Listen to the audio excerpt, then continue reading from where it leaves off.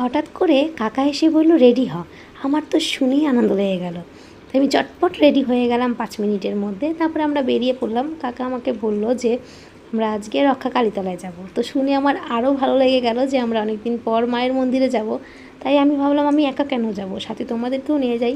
তাহলে চলো যাওয়া যাক। মায়ের মন্দিরের কাছাকাছি চলে এসেছি। এই যে মিষ্টি নিয়ে নিয়েছি। এসছি যখন পুজোটা তো দিতেই হয়, না দিলে মনটা ভালো লাগে না। এই যে এখন হেঁটে হেঁটে মায়ের মন্দিরের ওখানে যাব। ওখান থেকে সমস্ত ধূপকাঠি ফুল ওসব নিয়ে নেব। মায়ের মন্দিরে চলে এসেছি। এখন একটু ফাঁকা আছে, কারণ বিকাল বলে সন্ধ্যার পর থেকে এখানে ভিড় হয়। আর বিশেষ করে শনিবার মঙ্গলবার দেখে বেশি ভিড় হয়। এই যে এটার ভেতরেই আছে মা। ওই যে মাকে সুন্দর মালা ফালা দিয়ে ঢাকা দিয়ে রেখেছে একদম। চলো পুজো দিয়ে তারপরে কথা হচ্ছে।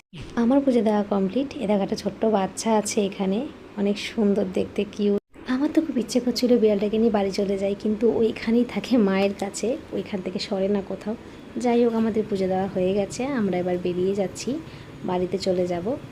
তো তোমাদের যদি এই ভিডিওটা ভালো লেগে থাকে তাহলে একটা লাইক, কমেন্ট আর শেয়ার করে দিও। দেখা হচ্ছে নেক্সট ভিডিওতে। টাটা।